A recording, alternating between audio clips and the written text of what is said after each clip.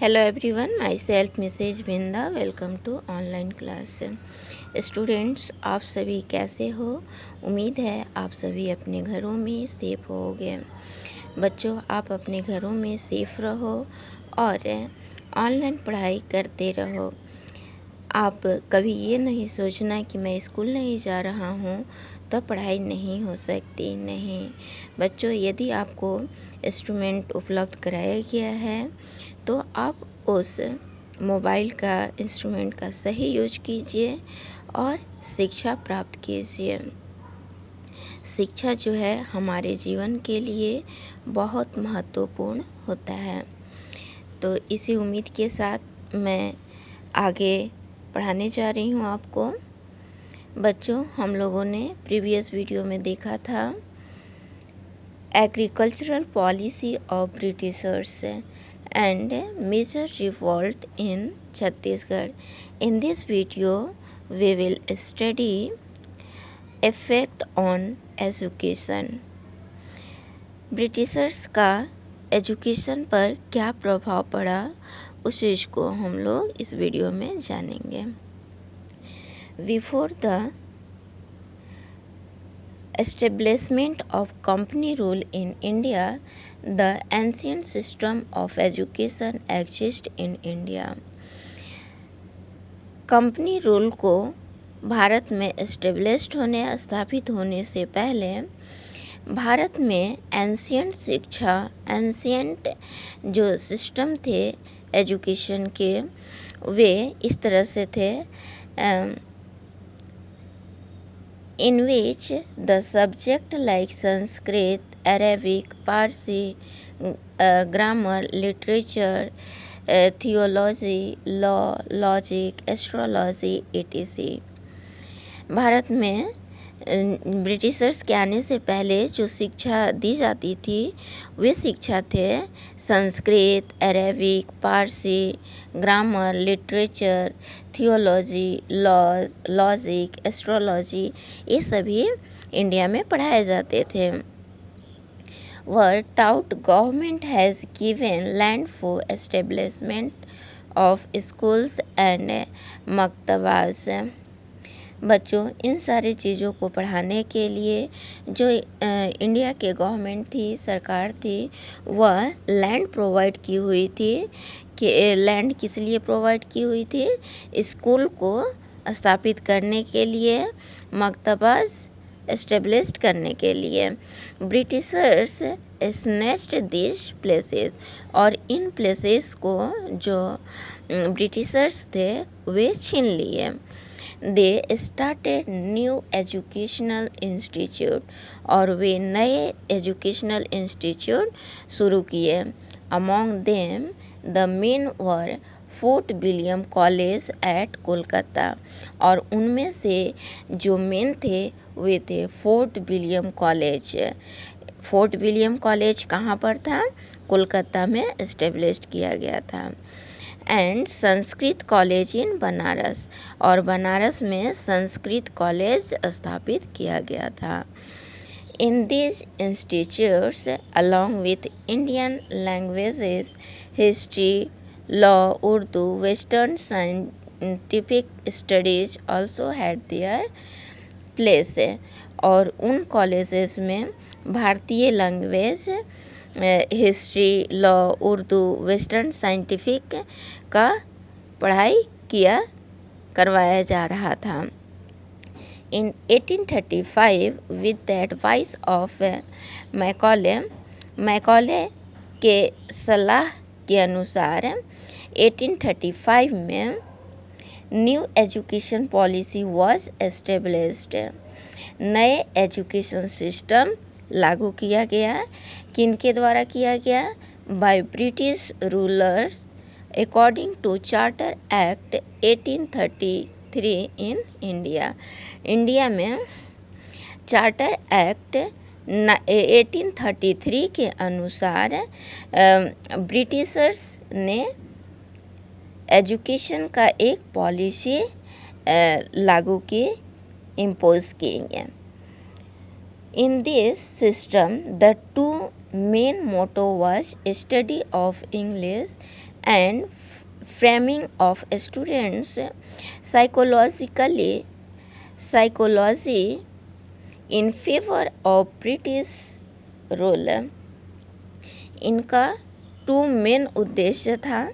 First था English सिखाना और दूसरा था कि बच्चों को साइकोलॉजिकली उनको ब्रिटिशर्स के फेवर में करना, यानी कि बच्चों का जो सोच है, स्टूडेंट का जो सोच था वो ब्रिटिशर्स के सोच के अनुसार हो।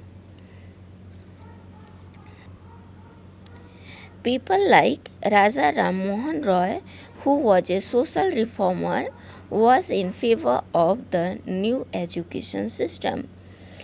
राजा राम मोहन रॉय जो इंग्लिश स्कूल में पढ़ाई किए, उनका सोचना था कि जो इंग्लिश एजुकेशन था वह सही है, उसके फेवर में उनका सोच था। और राजा राम मोहन रॉय जो थे एक सोशल रिफॉर्मर थे। ही thought that with the new education system, उनका सोचना था कि नए शिक्षा नीति के अनुसार Indians will know about new technology, freedom, equality, democracy. उनका कहना था कि इंडियंस को यदि अच्छा शिक्षा प्राप्त करना है, डेवलप करना है, तो उनको इस नए एजुकेशन के द्वारा ही नए टेक्नोलॉजी के बारे में पता चल पाएगा और स्वतंत्रता के बारे में उन्हें पता चलेगा और समानता और लोकतंत्र के बारे में वो पहचान कर पाएंगे जब नए शिक्षा को वे प्राप्त करेंगे। And so it was a boon to national education, इसीलिए यह राष्ट्रीय आंदोलन के लिए वरदान था। ये किनका सोचना था? राजा राम मोहन राय का। Education system in Chhattisgarh, Chhattisgarh में एजुकेशन व्यवस्था। According to Macaulay education planning in 1864, a middle school was started at Raipur. Macaulay education planning के अनुसार 1864 में मिडिल स्कूल रायपुर में शुरू किया गया। वेयर को एजुकेशन सिस्टम वॉज देयर, जिसमें कि को एजुकेशन था। को एजुकेशन का मतलब होता है लड़का लड़की एक साथ जब पढ़ते हैं एक ही स्कूल में तो उसको को एजुकेशन कहा जाता है। And after 20 years it became a high school, 20 साल के बाद यह हाई स्कूल बनाया गया। Today it is known as Jain Narayan Pandey multipurpose higher secondary school. और आज के समय में वह जो हाई स्कूल था उसको Jain Narayan Pandey multipurpose higher secondary school के नाम से जाना जाता है। बच्चों, यही है Jain Narayan Pandey multipurpose higher secondary school जो रायपुर में है। ये कब इस्टेब्लिश किया गया था? 1864 में सबसे पहले मिडिल स्कूल, उसके बाद इसको 20 साल के बाद हाई स्कूल बनाया गया और अब यह Jain Narayan Pandey multipurpose higher secondary school के नाम से जाना जाता है। नेक्स्ट है development of press in India. Newspaper in English, Bengali and Hindi was published. Bharat में जो न्यूज़पेपर पब्लिश्ड होते थे वे थे इंग्लिश में पेपर पब्लिश होता था, प्रकाशित होता था, बंगाली और हिंदी भाषा में। Which had a severe impact on the Indian people, जो भारतीय लोगों पर अच्छा प्रभाव छोड़ रही थी। Vernacular press act was imposed by viceroy Lincoln in 1878। Vernacular press act viceroy Lincoln के द्वारा 1878 में लागू किया गया। Its aim was control over the newspaper. इसका मेन उद्देश्य था न्यूज़पेपर के ऊपर कंट्रोल करना। At that time popular newspaper like the Hindu, उस समय जो फेमस न्यूज़पेपर थे वे थे the Hindu, the Indian Mirror, Amrita Bazar Patrika, Kesari, Maratha, Swadesh Milan, Prabhakar and Indu Prakash ETC। ये सभी पेपर थे जो जब भारत ब्रिटिश के अंडर में था यानी कॉलोनीज के रूप में था तो उस समय ये पेपर्स भारत में पब्लिश होते थे, वर पब्लिश्ड यानी प्रकाशित होते थे। With this the people were awakened in national consciousness. और इन पेपर के द्वारा लोगों में राष्ट्रीयता की जागरूकता फैल रही थी। लोग एक दूसरे को जान रहे थे और लोगों में राष्ट्रीयता की भावना पनप रही थी। स्टूडेंट्स, यह है राजकुमार कॉलेज जो 1882 में एस्टेब्लिश्ड हुआ था और यह ब्रिटिशर्स के द्वारा ही एस्टेब्लिश किया गया था, जहाँ पर कि भारत के जो राजा महाराजा हुआ करते थे उनके बच्चे यहाँ पढ़ा करते थे। और यहाँ पर जो एग्ज़ामिनेशन होता था वह इंडियन काउंसिल ऑफ एजुकेशन के द्वारा दिल्ली से एग्ज़ामिनेशन लिया जाता था। और हायर एजुकेशन के लिए जो वहाँ जो इंडिया के सामान्य लोग थे उनको पढ़ने के लिए एक अलग कॉलेज खोला गया था, वह था छत्तीसगढ़ कॉलेज रायपुर में, जो 1938 में एस्टेब्लिश किया गया था। डेवलपमेंट ऑफ प्रेस इन छत्तीसगढ़। पंडित माधवराव सापरे, बच्चों ये हैं पंडित माधवराव सापरे, जिनको कि छत्तीसगढ़ में